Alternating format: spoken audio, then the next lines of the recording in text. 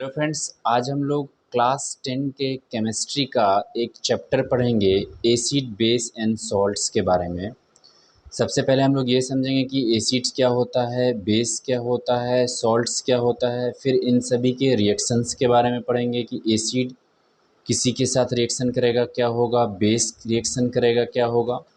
उसके बाद कौन कौन से जो इंडिकेटर्स है, पीएच स्केल क्या होते हैं, इन सभी के बारे में डिटेल में समझेंगे। तो सबसे पहले एसिड क्या होता है।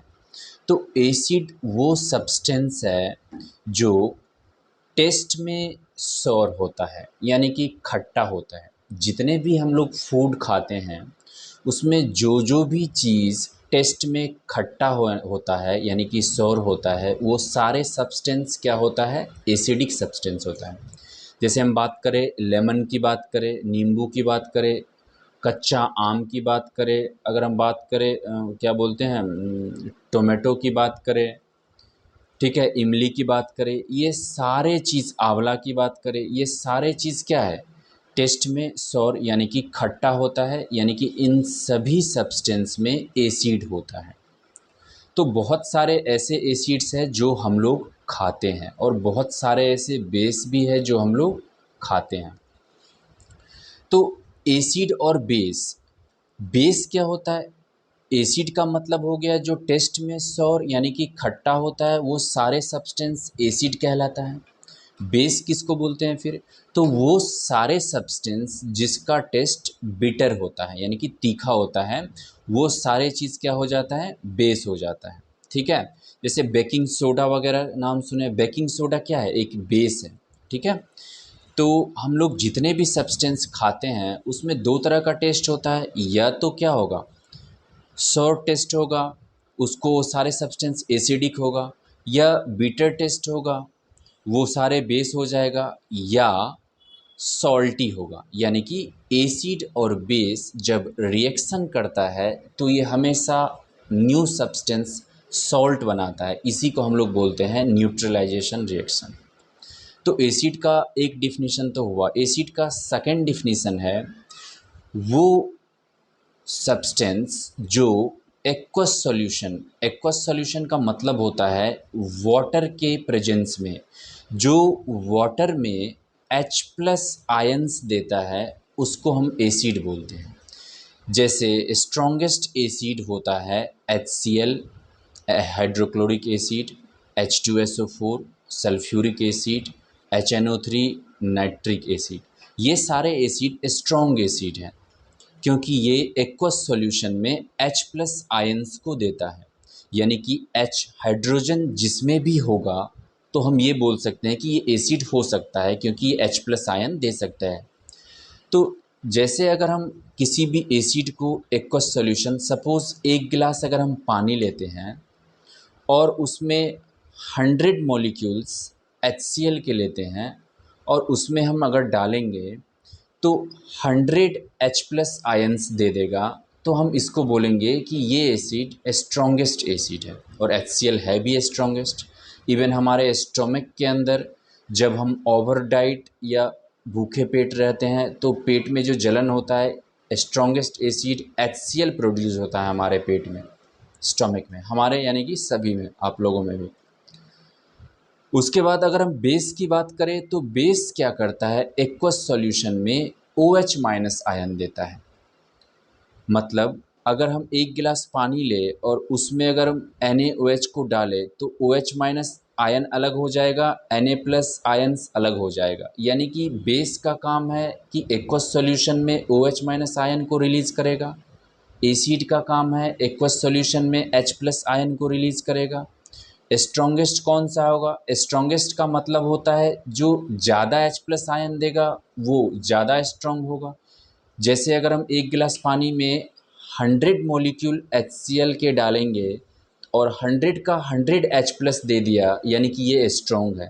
बट अगर कोई दूसरा एसिड उसमें डाले और अगर 100 मॉलिक्यूल्स डाले और 20 ही उसमें H प्लस आयन दिया, 80 वैसे ही कंपाउंड के फॉर्म में है, दैट मीन्स वो वीक एसिड है। तो स्ट्रॉन्ग एसिड और वीक एसिड में भी समझ में आ गया।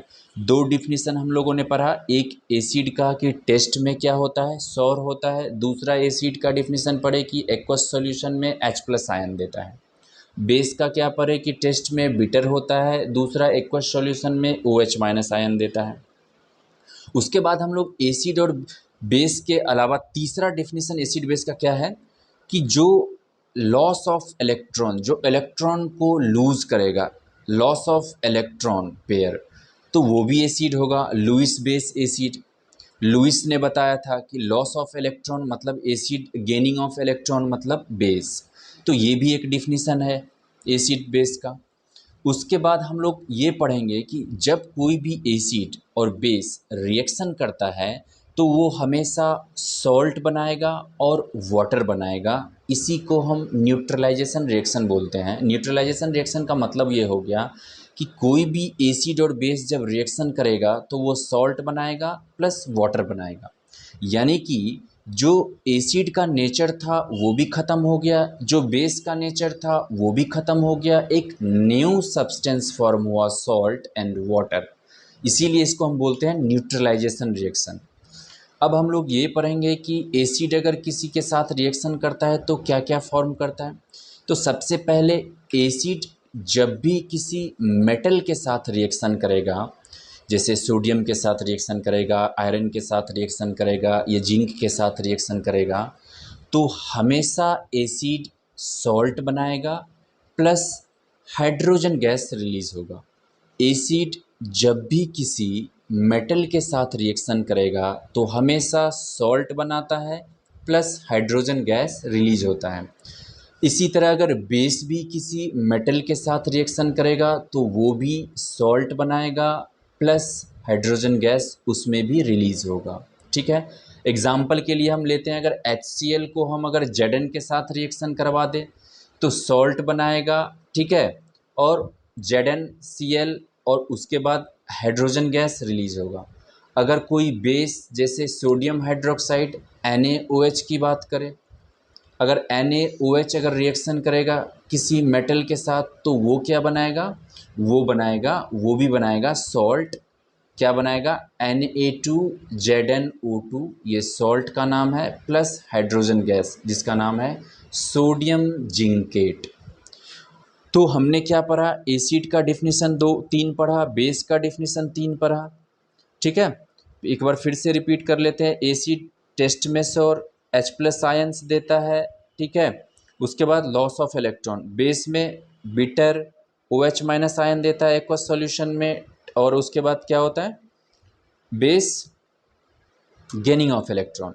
तो इतने डिफिनेशन पर है। उसके बाद दोनों का रिएक्शन पर है। अब ये पढ़ रहे हैं कि एसिड अगर मेटल के साथ रिएक्शन करेगा तो क्या हुआ, बेस अगर मेटल के साथ रिएक्शन करेगा तो क्या हुआ, ये हमने पढ़ लिया। अब पढ़ेंगे अगर कोई एसिड मेटल ऑक्साइड, सबसे पहले ये समझते हैं कि ये मेटल ऑक्साइड होता क्या है। मेटल ऑक्साइड कुछ नहीं है, किसी भी मेटल के साथ अगर ऑक्सीजन जुड़ा हुआ है उसको मेटल ऑक्साइड बोलते हैं। किसी भी अगर नॉन मेटल के साथ मेटल जुड़ा हुआ है तो उसको नॉन मेटल ऑक्साइड बोलते हैं। जैसे आयरन के साथ ऑक्सीजन जुड़ा हुआ है तो आयरन ऑक्साइड, जिंक के साथ जुड़ा हुआ है जिंक ऑक्साइड, सोडियम के साथ जुड़ा हुआ है सोडियम ऑक्साइड। अगर नॉन मेटल के साथ जुड़ा हुआ है जैसे कार्बन के साथ जुड़ा हुआ है तो कार्बन डाइऑक्साइड, ठीक है, कार्बन मोनोऑक्साइड। यानी कि ये मेटल के ऑक्साइड और नॉन मेटल के ऑक्साइड हो गए। तो यहाँ पे क्या है कि अगर कभी भी एसिड और बेस मेटल ऑक्साइड के साथ रिएक्शन करता है तो उस सिचुएशन में भी सॉल्ट बनाता है प्लस वाटर बनाता है, सॉल्ट प्लस वाटर। जैसे अगर हम बात करें, कोई मेटल ऑक्साइड लेते हैं और एसिड लेते हैं तो HCl का रिएक्शन करवा देते हैं हम ZnO2 से, तो उस सिचुएशन में जो प्रोडक्ट बनेगा सॉल्ट बनेगा और वाटर बनेगा। उसके बाद एसिड के रिएक्शंस के बाद इतना ही रिएक्शंस इसमें दिया हुआ है। इसके बाद हम लोग ये जानेंगे कि इंडिकेटर्स क्या होता है, इंडिकेटर्स क्या होता है, इसके क्या क्या काम है। तो इंडिकेटर्स का मतलब होता है कि ये पहचान करना कि कोई भी सब्सटेंस एसिडिक है या कोई भी सब्सटेंस बेसिक है। सपोज कोई इंडिकेटर है, उस इंडिकेटर पे अगर हम एसिडिक सब्सटेंस रखेंगे तो वो बता देगा कि ये एसिडिक सब्सटेंस है कलर चेंज करके। अगर कोई बेसिक सब्सटेंस को डालेंगे तो ये भी बता देगा ये बेसिक सब्सटेंस है। मतलब इंडिकेटर का काम होता है कि ये बताना कि कोई भी सब्सटेंस एसिडिक है या बेसिक है। आपके घरों में भी इंडिकेटर्स जो होता है उसका काम क्या होता है, लाइट के बारे में बताना कि लाइट है या लाइट नहीं है। इसी तरह यहाँ पे भी इंडिकेटर का काम होता है कोई भी सब्सटेंस एसिडिक है या कोई भी सब्सटेंस बेसिक है। जैसे कुछ नेचुरल जो इंडिकेटर्स होते हैं, जैसे लिटमस पेपर का नाम सुना होगा आपने, चाइना रोज़ का नाम सुना होगा, टर्मेरिक पाउडर का नाम सुना होगा। ये सब क्या है, नेचुरल होते हैं। कुछ आर्टिफिशियल भी इंडिकेटर्स होते हैं। सभी का काम एक ही है, ये पता करना कि कोई भी सब्सटेंस एसिडिक है या बेसिक है। जैसे हम अगर बात करें कि जैसे लिटमस पेपर है, तो अगर लिटमस पेपर यानी कि ब्लू लिटमस पेपर लेंगे और उस पर एसिड डालेंगे, तो जैसे ही एसिड डालेंगे तो ये ब्लू लिटमस पेपर को रेड लिटमस पेपर में चेंज कर देगा। इससे पता चल जाएगा कि ये जो सब्सटेंस डाले हैं वो एसिडिक है। इसी तरह बेस का क्या है, अगर हम रेड लिटमस पेपर पे कोई बेस डालेंगे तो वो रेड लिटमस पेपर को ब्लू में चेंज कर देगा। इससे हमको ये पता चल जाएगा कि ये बेस है। ठीक है, तो हमको इंडिकेटर से यही पता चलता है कि कोई भी सब्सटेंस एसिडिक है या बेस है। जो HCl है, HCl वो स्ट्रॉन्गेस्ट एसिड है, हमको पता है, जो हमारे स्टोमक के अंदर भी प्रोड्यूस होता है जब हम भूखे पेट होते हैं या ओवर डाइट ठूस भोजनम करते हैं। उस सिचुएशन में ये जो है सो मतलब जो हमारे स्टोमक के अंदर प्रोड्यूस होता है वो स्ट्रॉन्गेस्ट एसिड HCl होता है।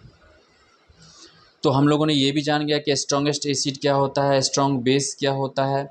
अब जब स्ट्रॉन्ग एसिड का मतलब ज़्यादा से ज़्यादा H+ आयन देगा, स्ट्रॉन्ग बेस का मतलब ज़्यादा से ज़्यादा OH- आयन देगा। तो स्ट्रॉन्ग सॉल्ट क्या का मतलब क्या, जब स्ट्रॉन्ग एसिड और स्ट्रॉन्ग बेस दोनों रिएक्शन करेगा तो उस सिचुएशन में स्ट्रॉन्ग सॉल्ट का फॉर्मेशन होगा। जब स्ट्रॉन्ग एसिड और वीक बेस रिएक्शन करेगा उस सिचुएशन में भी स्ट्रॉन्ग सॉल्ट बनेगा। कोई भी एक चीज़ अगर स्ट्रॉन्ग है तो सॉल्ट भी स्ट्रॉन्ग बनेगा। इसके अलावा हम लोग पीएच स्केल के बारे में समझ सकते हैं। पीएच स्केल क्या होता है, तो पीएच स्केल एक स्केल ही है जिसपे हम ये मेजर करते हैं कि कोई भी सब्सटेंस कितना ज़्यादा एसिडिक है या कितना ज़्यादा बेसिक है। उसमें पीएच स्केल में 0 से लेके 14 तक रहता है लिखा हुआ। मिडिल में क्या होता है, 7 होता है। तो अगर जो भी सब्सटेंस का पीएच वैल्यू 7 से कम होगा वो एसिडिक होगा, और अगर पीएच वैल्यू 7 से ज़्यादा होगा तो वो बेस होगा। जितना नज़दीक होगा 7 का उतना ज़्यादा एसिडिक होगा, जितना नज़दीक होगा 14 का उतना ज़्यादा बेसिक होगा। तो हम लोगों ने एसिड बेस एंड सॉल्ट्स के बारे में जो बेसिक कॉन्सेप्ट्स है वो समझ लिए हैं। अभी आप लोग को क्या करना है, एक बार चैप्टर्स को रीड करना है। कल हम फिर से इस चैप्टर्स के बारे में बहुत सारे इंडिकेटर्स लेंगे, बहुत सारे इक्वेशंस रिएक्शंस लेंगे जिसको सॉल्व करके और समझेंगे कि कैसे एसिड और बेस रिएक्शन करके सॉल्ट बनाता है, वाटर बनाता है, हाइड्रोजन गैस बनाता है, क्या क्या फॉर्म करता है। Thank you so much.